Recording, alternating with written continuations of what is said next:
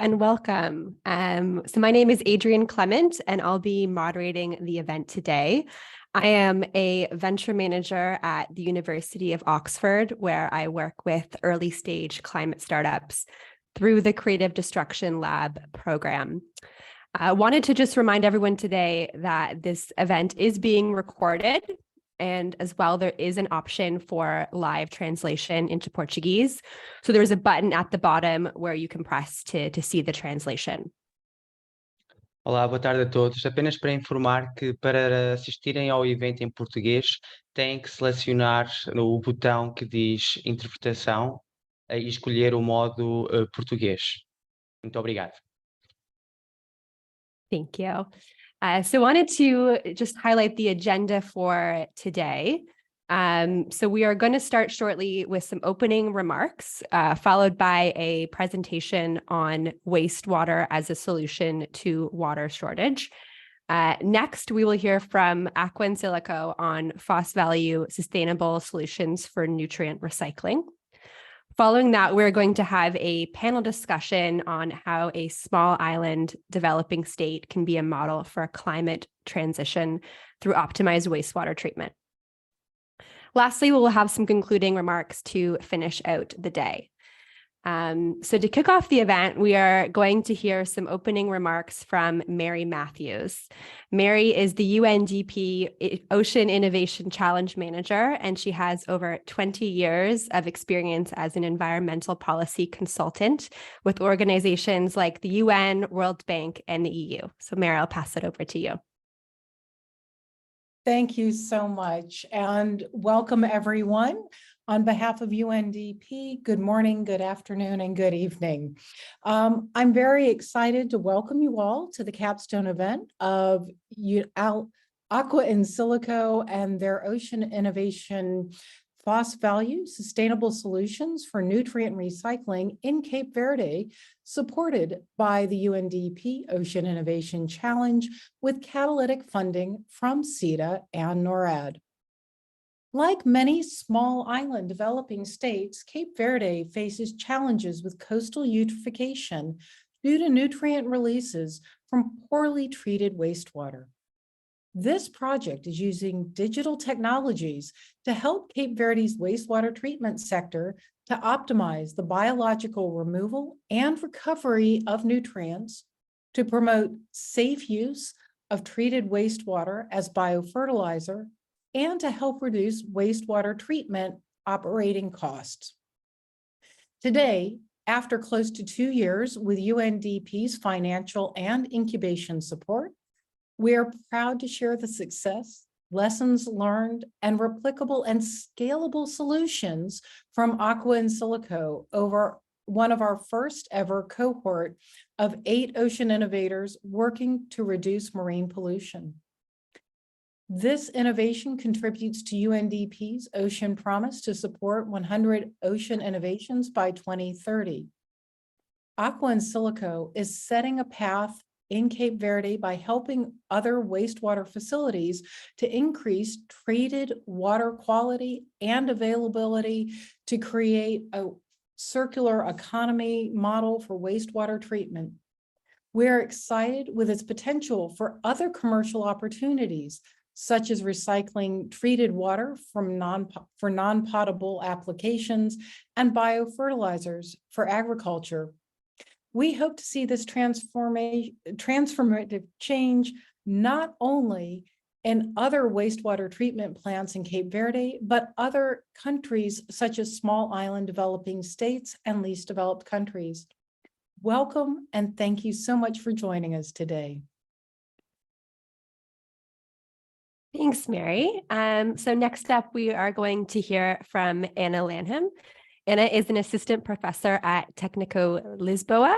Prior to this, she was a lecturer with the Water Innovation and Research Center at the University of Bath, where she started a research team dedicated to environmental biotechnology applied to wastewater treatment and resource recovery. So Anna, I'll pass it over to you.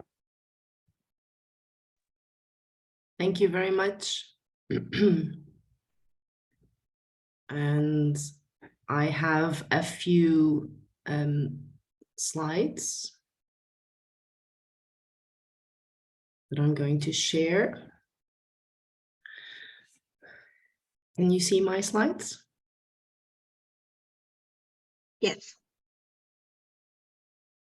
Okay, so hello everyone. First of all, I'd like to thank Jorge and all of the AquaInSilico's team for the invitation to be here today. And I'm going to give you a brief overview of wastewater as a source of water and nutrients, and how innovation has been transforming this wastewater and resource recovery sector. So I'd like to start the presentation by putting into context that daily we are producing 1 billion cubic meters of wastewater in the world. And that amounts to roughly 125 liters per person. Of course, this translates quite a broad range, depending on the context of the country, of the region, of the setting, whether it's urban or rural. From that wastewater, we have around 60% that is collected, around 50% that's treated, and depending on the countries, roughly around 10% that's reused, mostly for irrigation. This collection and this treatment is happening in a wastewater treatment plant. And these wastewater treatment plants have as their main mission to protect the environment and our public health by treating this wastewater. But at the same time, they have a great opportunity, which is they are centralizing this waste stream, which is not only big in terms of volume, but also rich in terms of a number of valuable resources. And so there is a push for recognizing that these wastewater treatment plants can also be hubs for resource recovery. And so we need to emphasize that these wastewater treatment plants are key assets to our cities, and they can also act as places where a number of circular economy solutions can be implemented. In order to understand the value and the potential of these wastewater treatment plants that are increasingly now being called water resource recovery facilities, and as they call them here in Lisbon, for example, water factories, which I really like, it is important to understand what is happening inside. And so just as a brief overview, most of the resources that we are talking about, or most of the streams that go into wastewater treatment plants, are dealing with gray and black and industrial waters. And then depending on the type of sewers, we can have a combination with stormwater, and we can have additional inputs of, for example, agricultural runoff, or even other organic solid wastes. And they go into the water factory. And what do we have in these streams? We have mostly water. That is the main component of this stream. We have solids. We have organic matter that comes from our excreta, nutrients that also come from our excreta and other activities, pathogens, and then emerging compounds that come from our personal care products, from our medicine, microplastics, for example, etc. And what happens is in these factories, we have a number of mechanical, physical, chemical, and biological processes that separate and convert what is in this liquid stream of this water, so all these pollutants, into either a solid phase or a gas phase. And traditionally, the idea was to have one output of these plants. We would have a treated wastewater that would be discharged into the environment. But we are increasingly thinking that we cannot have just one product. We should have more products, this idea of multiple waters that are fit for purpose. And some of these ways in which we can upgrade this basic product is reusing this wastewater or this treated water into the operational use of the plant, or for urban irrigation, or even as a source of low-grade heat. Or then if we upgrade it further, to use in the industry, to use as aquifer recharge, and eventually even for drinking water. As we do this process, we also have this solid stream, which was considered the waste stream as well, and was typically going to landfill and incineration. But there are newer ways of increasing the potential of these solids, and this passes through the recovery of phosphorus and nitrogen, through doing things like anaerobic digestion and or composting, and through producing different specialty materials like construction materials, polymers, chemical building blocks. And as we treat this wastewater and we do this treatment of the solids that result from that, we are also producing gas emissions. Many of these are problematic because they are greenhouse gases, but also we can actually convert some of the carbon and the nitrogen actually here in these streams into energy fuel. And what are some of the challenges for managing this used water, this wastewater, and managing the nutrients that are contained with it? The first challenge of the utilities is to preserve the good ecological status and public health. And this is increasingly difficult because there is an expectation from regulatory bodies and from the public that we should have increased and more complex levels of treatment. There is a second challenge, which is the energy that we use to do all of this. So around 2 to 4% of the world's energy is used for water supply and sanitation.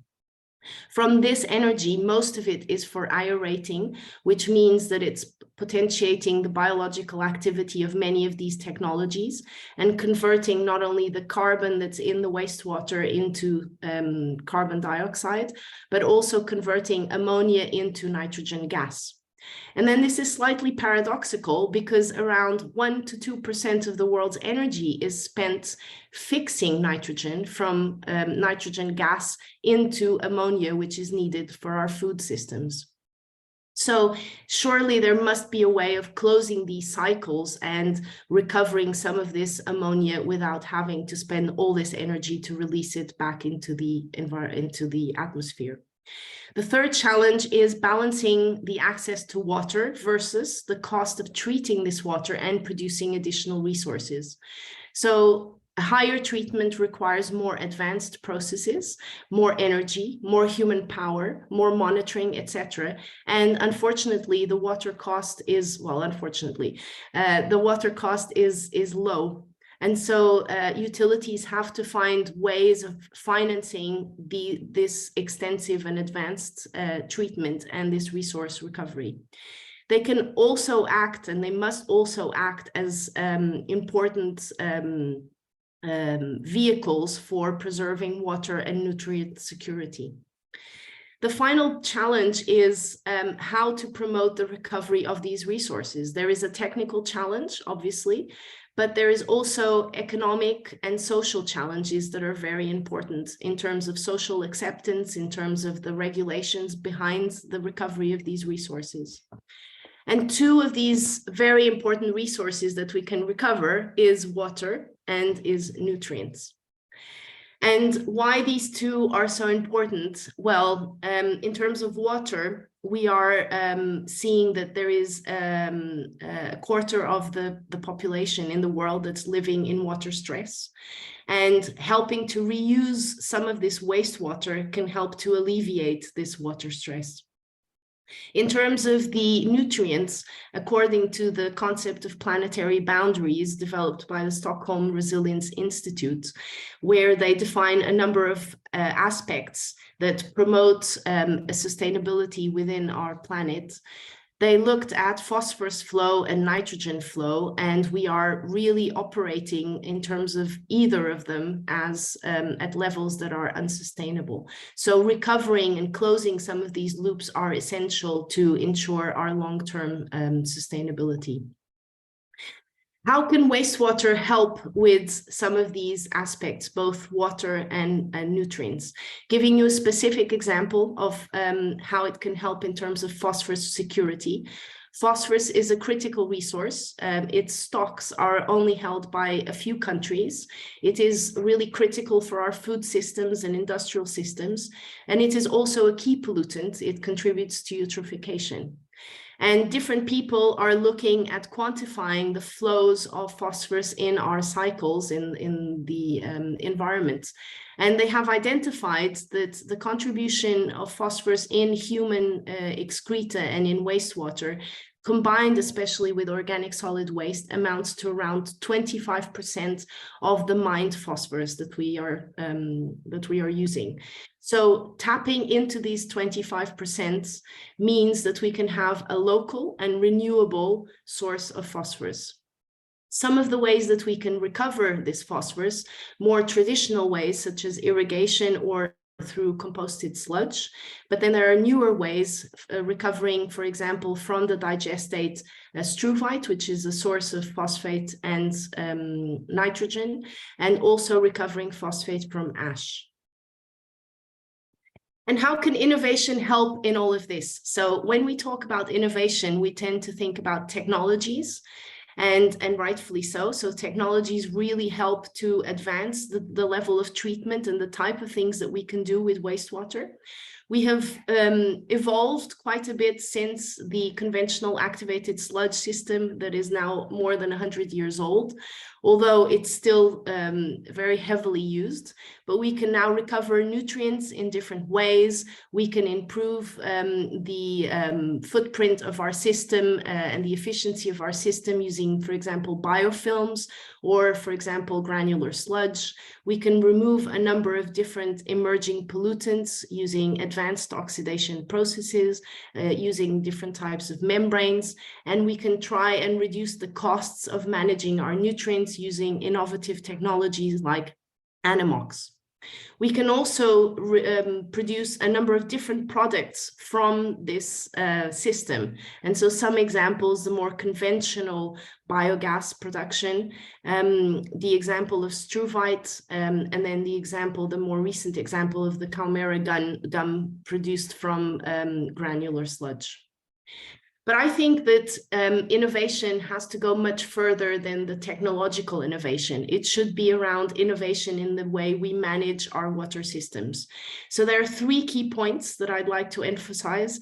One of them, I'm a firm believer that we should really focus on efficiency and optimization of the systems that we already have. That is a very interesting way to achieve quite significant cuts, both in terms of our environmental impact and our costs. So we need to monitor more, we need to measure more, we need to control, we need to understand those processes. The second point is digitalization. So we have access to new technology in terms of sensors, new ways to treat data, new ways to collect data, new ways to show data. These can be included into different types of models for in silico testing, for forecasting, for developing networks of information. And all of this is important for basing our systems in terms of evidence and in terms of multi-criteria decisions. And the last one is the human capital. We need to understand that knowledge is really important. There is a capital as well in knowledge. And we need people that are able to understand the value of water, that are able to communicate it, that are able to educate new professionals and new people into the sector. And we need to base our water management around communities of people that can foster solutions around entrepreneurship, around new markets, around new synergies.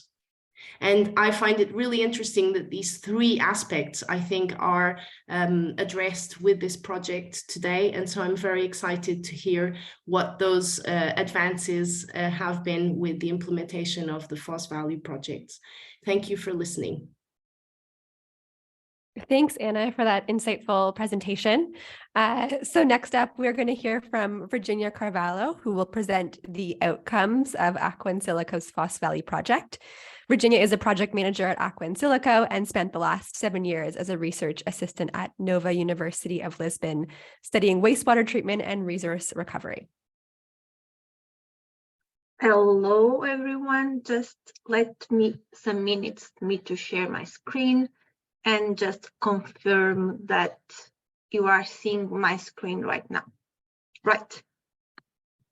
Thank you, Adrienne, for the introduction. I'm happy to be here today on behalf of AquaInSilico and presenting the good results that the Phos-Value project has achieved. I would like to start my presentation with a positive sentence and a message saying that at AquaInSilico, we are renewing the water cycle today for a sustainable tomorrow. Can you see my slide? Sorry. Perfect. Yes, we can. Yes. Thank Okay. you. Sorry. Let's go on. Probably most of the participants attending here today may be asking with AquaInSilico, and we are a spin-off company from Portugal Nova University, which develops digital intelligence management tools for municipal and industrial wastewater utilities. Our expertise is focused on bioprocess engineering, modeling, simulation, design, and process optimization and control. Our core business is to improve the efficiency of wastewater treatment and recover scarce natural resources from waste, such as biomethane, biofertilizer, and bioplastics. One of our main concerns at AquaInSilico is to address poor wastewater management, as it remains a global problem. I don't know if you are aware, but about 80% of the wastewater is discharged untreated, and 1.1 trillion euros of scarce natural resources are lost every year.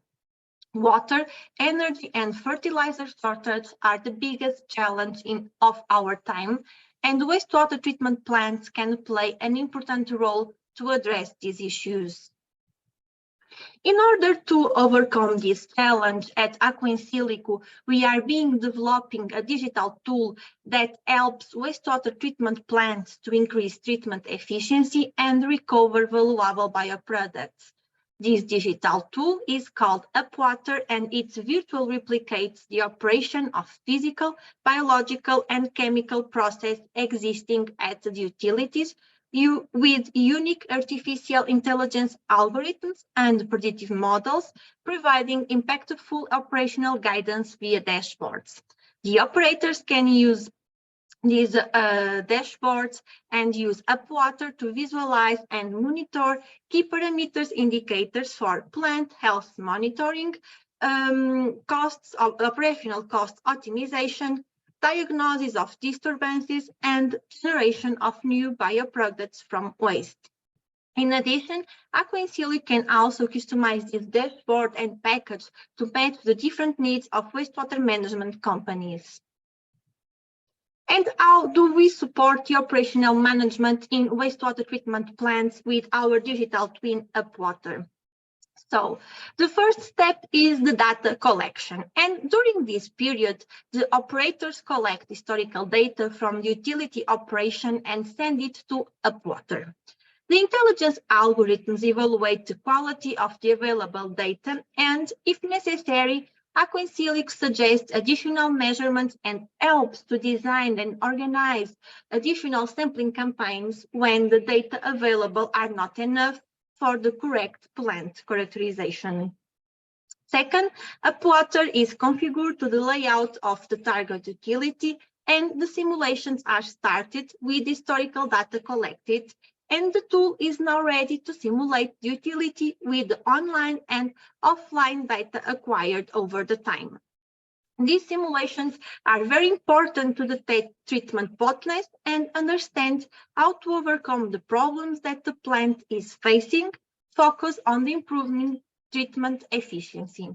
In the first and last step, AquaInSilico provides online access to the dashboards that operators use to make wastewater treatment more efficient and cost-effective, since these dashboards allow to visualize which action should be implemented to overtake the problems detected. During the last years, we have been implementing our digital tool UPWATER with worldwide players in the water sector, such as Águas de Portugal Group, Wielinga, and more recently, during the last 2 years, with the support of the United Nations Development Programme, we have strictly worked with the government of Cape Verde within the Phos-Value project that we are here presenting today. So let's take a look at the results we have achieved so far, and let me know that the impact of these results are very positive, not only for the wastewater treatment plants, but also for the environment and society. With the use of UPWATER digital twins, the utilities we work with were able to reduce nutrient discharge by over 50%, protecting human health and allowing treated water to be reused. Also, these plants were able to reduce energy costs with mainly with aeration between 20 and 50%. And also they were able to generate new bioproducts such as biomethane, biofertilizers, and bioplastics with efficiency above 60%. And now let's see how has UPWATER digital twin accelerated the progress on Sustainable Development Goal number 14 in Cape Verde within the scope of the Phos-Value project. First, I might to start to explain why Cape Verde was the country selected for the Phos-Value implementation. And this country was selected because it is a country deeply affected by water scarcity, where the increased drought phenomena and groundwater salinization will drastically affect the archipelago's water reserves. And for this reason, it is extremely important to improve wastewater treatment to increase the water availability for non-potable purposes, such as crops and green spaces in irrigation, washing streets, among other applications. And how do we arrange this consortium that we work during the Phos-Value? So AquaInSilico was the entity that submitted the project proposal proposing the use of UPWATER digital tool to improve wastewater treatment, and with this project was distinguished as an ocean innovator in 2021. Since the first moment, it makes total sense for us as a company to contact Águas de Portugal International, a reputable Portuguese company in the water sector with a track record on project implementation at several Portuguese-speaking countries. This partnership was for sure fundamental to engage with ANAS, the Cape Verdean Regulatory Agency for Water and Sanitation, that supports the project implementation, intermediate and facilitate the contact with ADS, the project beneficiary. Nova University of Lisbon also contributed to the organization of the capacitation activities, while the UNDP country office helped with the project promotion and customs clearance. And here in Phos-Value, one of our concern was to adequate the methodology that the regular use of UPWATER requires to the characteristics of the sector in Cape Verde. And we dedicate many efforts to adequate our methodology to something that could work in Cape Verde. And after some discussion, we understood which could be the best methodology and which was this methodology. So first, it was necessary to understand the necessities of Cape Verde. And as such, the site recognition starts by visiting all the 5 wastewater treatment plants from Santiago Island and mapping the available information and organizing meetings with the Phos-Value partners to explain the project goals and also to understand the real necessities of Cape Verdean wastewater sector. And most important, to adjust the project goals to the needs of the country. After this step, Santa Catarina wastewater treatment plant was chosen as the pilot for the project, and a characterization of the plant was performed. The use of UPWATER digital twin was here in this project the distinguished feature of the PhosValue. UPWATER allowed to enhance wastewater treatment by maximizing treatment efficiency and resource recovery. The use of UPWATER was fundamental to detect the treatment problems and analyze if the available infrastructure of Santa Catarina was enough to perform a treatment that allows to reuse the water, or if, for the other end, it is necessary to implement structural modifications to achieve such quality. By using the UPWATER, it was possible to virtually simulate and evaluate 20 different operational scenarios in less than 2 months. So after we analyzed which scenario better improved the treatment at Santa Catarina, this scenario was implemented and its impact was evaluated by the performance of a life cycle assessment study to measure the environmental impact of PhosValue solutions. Together, all these activities that were performed and since well-capacitated teams are fundamentals for the sustainable development of the wastewater sector, capacity development was one of the focus of the project, and capacitation activities were organized over the time of the project implementation.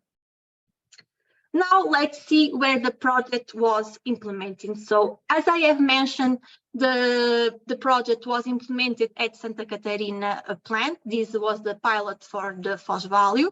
This plant is located at Assumada in Santiago Island. It has 3 lines dimension and constructed to treat an expected flow of 225 cubic meters per day, which corresponds to 4,500 habitants equivalent. This plant was designed to remove organic matter and nitrogen via biological treatment, and the treatment relies on simple and energy-independent process to reduce instrumentation, as it happens in most of the plants that exist in Cape Verde. Here, the treatment is divided in primary treatment, composing by screening, anaerobic lagoons, and gradual filters, the secondary treatment composed by trickling sand filters and a stock lagoon, and the tertiary treatment is a UV disinfection system, but it was not working in the beginning of the project. This plant also has a sludge drying beds where the sludge is disposed after the sludge being collecting from the anaerobic lagoons. The sludge stays here to dry and compost. The use of UPWATER digital twin to detect the problems at Santa Catarina was very important. And as I said, we used this digital twin to understand which problems was faced in this plant and to understand which are the best solutions to enhance the treatment performance at this plant. Let's now look for the main indicators achieved from the PhosValue implementation. So here in this slide on the left-hand column, you can see the indicators of the plant before PhosValue implementation, while in the right-hand column are presented the indicators after the implementation of the PhosValue solutions. Let's start by the capacitation. So in terms of capacitation, the PhosValue initiative has trained more than 100 professionals. And this happens because one of the major concerns of the PhosValue was to guarantee that the involved teams had the opportunity to learn and to increase their scientific and technical know-how. And as such, with this purpose in mind, we organized training action on good sampling practices and laboratory analysis. We purchased laboratory material and equipment to be used in the control of the treated water quality. We also organized 2 public workshops and 1 exchange program. The project was present at international conferences, including the 2nd WATAG, the Ocean Conference from the United Nations, and even in the Web Summit.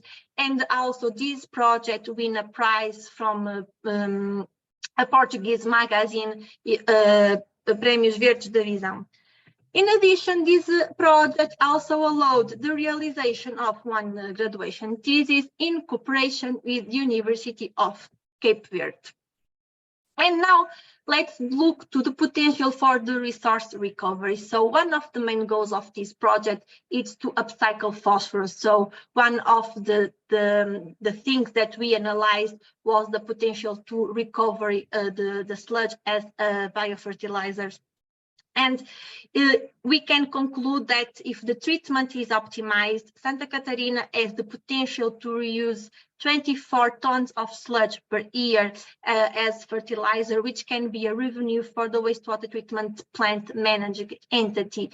And we can conclude that because we analyzed the sludge that were composed here in the drying bed, and the results from the chemical and microbiological analysis of the composted sludge indicate that there is a high potential for sludge valorization as fertilizers, since no heavy metals or even pathogenic microorganisms were found in this sludge.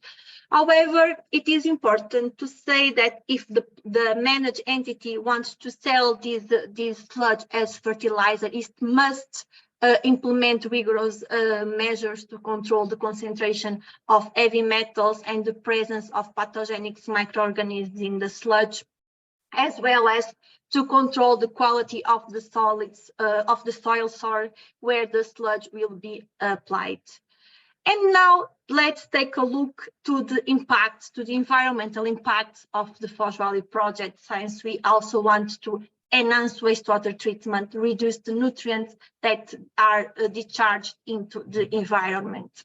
So when we look to the human toxicity, freshwater aquatic and marine aquatic ecotoxicity, we can see that the Phos-Value solutions were able to reduce this impact in 30%. And why this happens? So here to decrease this environmental impact, the UPWATER was fundamental to detect that anaerobic lagoons were undersized and the gravel filters were clogged by the excess of solids.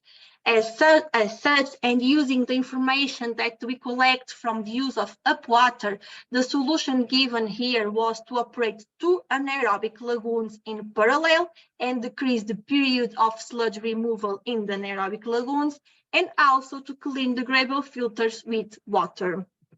Now, let's take a look on the impact on the eutrophication. In terms of eutrophication, the Phos-Value solution allowed a reduction of 36%, and this is only possible because, again, with the use of the UPWATER, it was very important to detect that the filtration area used in the trickling filters were insufficient to allow full ammonia removal.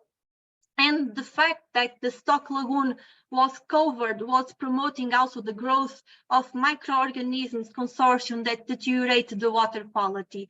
The solution here was to increase the filtration area in the trickling filters, and to do so, several tests were performed until achieve the best alternative. And in the stock lagoon was uncovered and the protection wall was constructed. And we were happy because by the end of the implementation of the Phos-Value solutions, Santa Catarina wastewater treatment plant were able to produce a clear treated water. However, it is important to note that also, again, here, our UPWATER digital twin concluded that with the existence configuration, Santa Catarina wastewater treatment plant is not capable to achieve full nitrogen removal, since the nitrates produced here in the trickling filter could not be removed. So to enhance the nutrient removal in this plant, it is recommended a future structural modification in this wastewater treatment plant, and this is the construction of a recirculation stream between the stock lagoon and the anaerobic lagoon to enhance the total nitrogen removal in this plant. So in that moment, there is no the total nitrogen removal is not maximized because the plant was not designed for that purpose. But if we did such modifications in the future, we can achieve a reduction on eutrophication in 45%. And now to finish by analyzing the marginal impact costs, which are the social and pollutant costs and indicate the loss of economic welfare that occurs when 1 additional kilogram of the pollutant is discharged into the environment. The Phos-Value solution decreased its costs in 32%, which corresponds to more than 50,000 euros per year, which is a big amount for the size of a plant of Santa Catarina wastewater treatment plant. And to finish my presentation and to sum up, I would like to say and to share with everyone that Phos-Value has a very important impact in inspiring people towards a sustainable future. We are for sure confident that from now on, the Cape Verdean stakeholders will embrace the implementation of a safe circular economy in the wastewater sector and help to conserve one of the world's most diverse marine environments found in these smaller insular developing states. So we are proud of the results that this consortium has achieved during this project implementation. Thank you for everyone to attend this presentation. Let's go with our event. And Adrian, I'm back to you. Yeah, thank you. So next up, we're going to have 3 speakers joining us for a panel discussion. I have prepared some questions to start off the conversation, but we will have time for questions from the audience. So if you do have any questions, feel free to leave them in the chat and we will try to get to them. To introduce our speakers, we first have Jorge Santos, who's the CEO of AquaInSilico. Next, we have João Nogueira, who is the country director of the Portuguese Trade and Investment Agency and the Economic and Commercial Counselor of the Embassy of Portugal to Cape Verde. And then lastly, we have Ronald Wielinga, who is the director of entrepreneurship for WaterCampus. So the first question that I have is for Jorge. So projects like the Phos-Value and innovations like UPWATER Digital Twin could be a model used by other small island developing states to support climate transition. What do you think other nations can take away from these projects when looking at optimized treated wastewater? Thanks, Adrienne. Indeed, there are important lessons learned from these innovative projects implemented in small island developing states like Cape Verde. I bring here the most relevant message. First of all, we cannot forget that we are talking about countries that are vulnerable to climate change and pollution, where recurring droughts and poor wastewater treatment have severe impacts on the population livelihoods, such as agriculture, fisheries, and tourism. So this pressure means that there is an urgency for the governments of these countries to address these challenges with innovation and policies. What we have seen in Cape Verde is that the country is actually more open to innovation. Because of this urgency. And the reason I emphasize urgency as a driving force for action here is because to me, this makes all the difference when we compare small island developing countries with other nations. Just to give you some figures, in the European Union, only 2.4% of treated urban wastewater is reused. Portugal reuse only 1.2%. And as we know, the Southern European Union countries, they are also facing increasingly severe droughts. So what is actually the main difference between these regions? The answer to that question is that the European countries are still having rainy seasons, which allow these countries to replenish the water levels, while African countries don't. So I think here the urgency is what makes it's very important in terms of the implementation of innovation. Secondly, What makes the Phos-Value project a good model to be used by other small island developing states is the fact that the methodology that Virgínia explained for implementing the UPWATER digital twin is very easily adapted to different geographies and the wastewater treatment process. And in my opinion, that this easy adaptability was what made all the difference in Cape Verde. So just for the audience understand how important this was in the implementation of the project. When we discussed the project and the innovation with the local partners, their priority was to take advantage of the simulation capabilities of our digital tool to identify the problems with the existing in the existing wastewater treatment plants in Cape Verde, and also to find operational corrective measures to overcome those problems. And this was actually very important for them because some of the plants that were built in Cape Verde, they are still very new. So for them, it's actually very important to understand why these plants are not operating well and are not treating properly the wastewater. And only after understanding those problems and the boundaries of the existing facilities, the priority for the local partners has been to use our digital twin tool to benchmark different treatment process so that those processes can be integrated in their facilities in order to assure environmental compliance and the reuse of treated water and other bioproducts and implementing a circular economy. So this is actually very important. So projects implemented in these countries need to have this margin of adaptability, because sometimes the perception that we have as innovators when we implement, we bring these technologies to these countries is actually different from what the local partners need. So we need to adapt to the technology, need to have this margin to adapt to their real needs. My last point is about the importance of the implementation of innovation being always accompanied with capacity development. And I think Virgínia highlighted this very well in the presentation. And the capacitation is actually one of the main priorities in Cape Verde.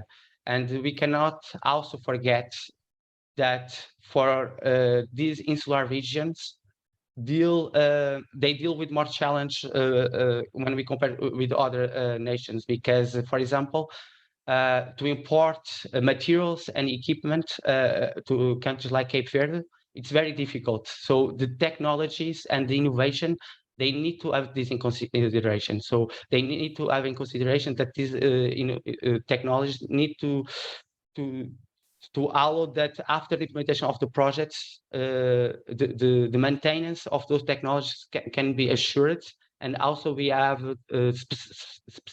specialized teams that can be also assure the operation of these technologies. So I think the Phos-Value project addressed very well these three main messages that I highlighted. Thanks so much for sharing your insight there. Ooh, sorry, that was just my microphone. My next question is for Ronald. So Cape Verde is doing respected work in wastewater sector evolution in terms of water governance, imposing new legislature. And I'm just wondering what you think that means for potential investors in sustainable wastewater treatment in developing states. Okay, yeah, thanks for the question, and thanks for first of all for the invitation to be here today. Maybe in a few lines, some introduction about the organization that I work for, which you see in the background. I work for WaterCampus in the Netherlands, and we are trying to develop new innovative water technologies. And I'm a director of entrepreneurship, so I'm responsible for bringing the technologies that we develop towards the market, and we do that with around 300 water tech companies and around 25 different research institutes. And one of the main challenges that all those small tech companies like AquaInSilico maybe as well face is funding, of course, finding sufficient funding for really bringing new technology to the next level. Normally, it takes about 10 years for a water tech innovation to go from the lab phase into full scale. So that's on average. And in the presentation of Anna, I saw the Narada technology, so the new sludge that took even 15 years to bring that to market. So you can imagine that if it takes so long, you need a lot of money to only pay your own salary, for example. And I'm really impressed by this project and the ambition that you have. And the very interesting thing for investors is the first full-scale application of a new technology. And what better place can you have than an island where you have sort of controlled circumstances and you have the whole cycle in one relatively small place. So if you want to be upfront in innovation and really want to seduce investors to invest in new technology, and as an island state, you're able to be sort of how do you call it, a place where you can sort of testing ground for new innovative technologies, that would be extremely interesting for investors. And personally, I do not think there's a real difference between investing in developing countries and investing in developed countries, because all the challenges that you share are exactly the same in the Netherlands. Okay, so you might not think that we have a water shortage in the Netherlands, but actually we do have the last years a water shortage in certain parts of the country where we have specific sort of ground. So we are also working on new technologies for wastewater reuse. And we are also working on circular technologies to, for example, produce biopolymers from wastewater. So a lot of innovation that came by are the same in the developed countries. And digitalization is maybe the largest part for innovation. So that's why this project is really interesting, because then you can already sort of test it before you really build it. So that would be, I think, a great opportunity for companies and investors. Yeah, thanks for sharing your perspective and giving us a bit of insight into WaterCampus as well. And then the next question I had was for João about, developments in sanitation wastewater sector can take quite a bit of time to show positive results on local communities. So wondering how initiatives like the Phos-Value project raise awareness about the urgency of quality wastewater treatment. Well, good afternoon, good evening, good morning, depending on where you are. Distinguished guests, Ronald and Jorge, my fellow panelists, and special thanks to the AquaInSilico team that invited me for the second time to speak on their event. I'm very honored to be here and talk about how investments in sanitation and the wastewater sector can contribute to the long-term social, economic, and environmental sustainability of small island developing states. As we all know, seeds are particularly vulnerable due to their limited land, water resources, vulnerability to natural disasters, in the case of Cape Verde, severe droughts, and high dependence on tourism and fishing industry. And as Jorge mentioned, the logistics problems that you have that increase the costs of everything. However, investing in sanitation and wastewater can help to reduce the spread of disease, improve public health, protect environment, and so on and so on. To raise awareness, well, first of all, it's important to engage with local communities, with stakeholders, with leaders at all levels, and it's important to be aware of social and cultural structures of communities.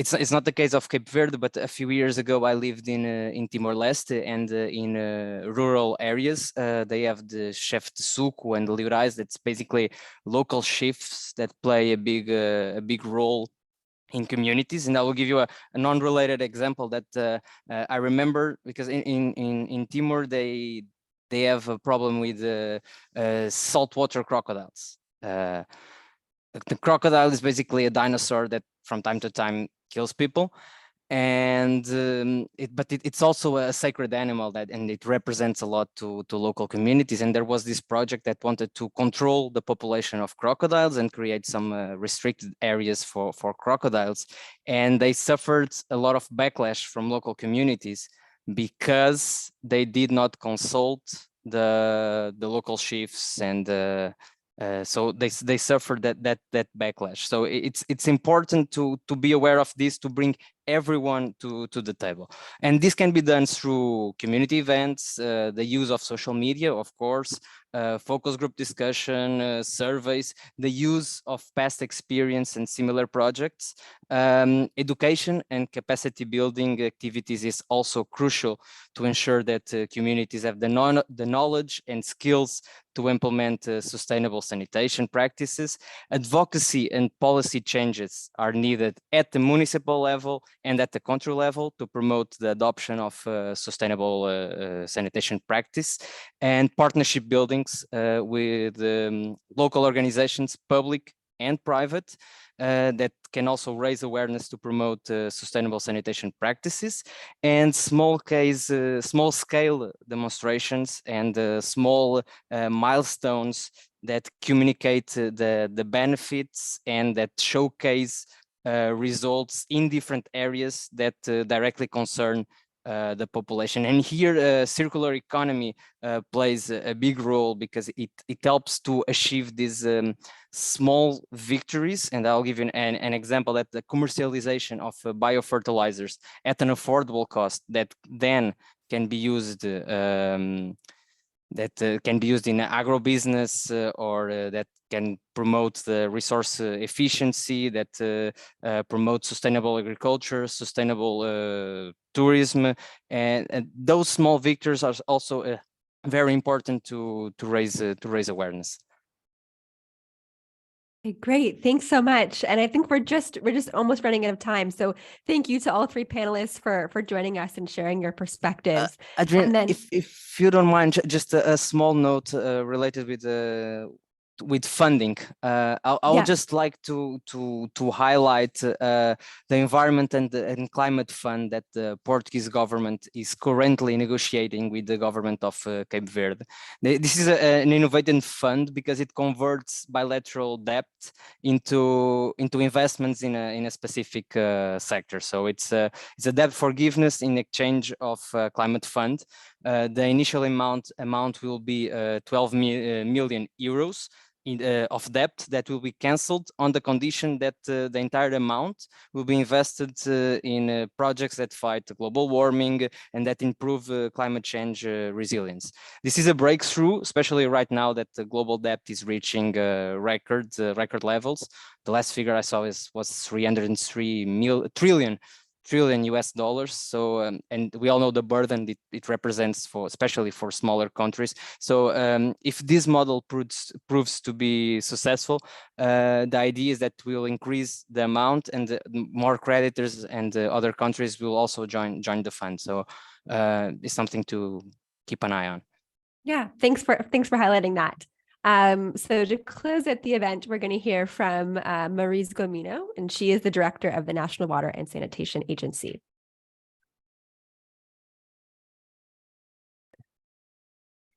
Okay. Thank you, Adrian. Okay, my camera is on. Thank you, Adrian. Good afternoon to everybody. Dear team, special honorable speakers, distinguished guests, ladies and gentlemen. We have reached the end of Phos-Value final event, Capstone. It is with a particular pleasure that I know the importance of this event for the sector of sanitation in Cape Verde, having providing several moments of reflection and debate on the most pressing issue and new challenge currently faced by wastewater treatment sector around the world, but especially in small islands like Cape Verde. However, my first word will necessarily have to be of thanks. I begin by addressing a word of appreciation and thanks to AquaInSilico in the person of his coordinator, Dr. Jorge, who I thank for having given us the honor to close this event. And a special greetings to the team AquaInSilico, ADPI, and University of Lisbon. To the excellent speakers who brought us their experience and knowledge here, helping us to reflect on wastewater treatment. Thank you to the moderator, Adrienne, who contributes a lot to the success and functioning of the various panels. A very special thanks to our sponsor and for the project Phos-Value. It has been sponsored us for the past 2 years. Thank you to all the participants in this workshop. Dears, as a conclusion of this workshop, I would like to point out the following. Cape Verde is a country deeply affected by scarcity of water, the increase of droughts and sea level rise that is causing the salinization of groundwater will have deeply effect in the archipelago water resource. For this reason, it is the improvement of wastewater treatment is of utmost importance to increase the water quality for non-profit applications such as irrigation of field and green space, street, car wash, and among others. The government of Cape Verde politics is to promote the reuse of treated wastewater for agricultural purpose and to promote all other sources of water resource. The project Phos-Value was an innovative initiative that capitalized Cape Verde wastewater treatment sector to improve the water quality. The pilot project, as was said before, was in Santa Catarina, is a small village, municipality in Santiago Island, which is the biggest island where the capital city is located. This event showed the important insight on the importance of quality of wastewater and a circular model into wastewater sector in the developing countries and in small countries also. I sincerely hope that this workshop has been one more contribution to help the sustainable development of the sector of sanitation around the world and especially here in Cape Verde. I hope we have the opportunity to work more again with AquaInSilico to bring us some innovation to the sector of wastewater treatment in Cape Verde. To all of you, thank you very much. Muito obrigada.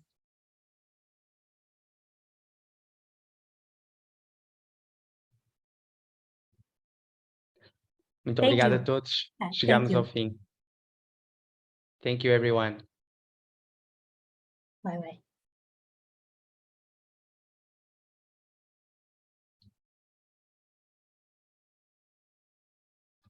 Bye. Thank you to everyone, to all panelists and speakers, and also to the moderator who did a great job, and in the interpreter as well. So we'll keep in touch.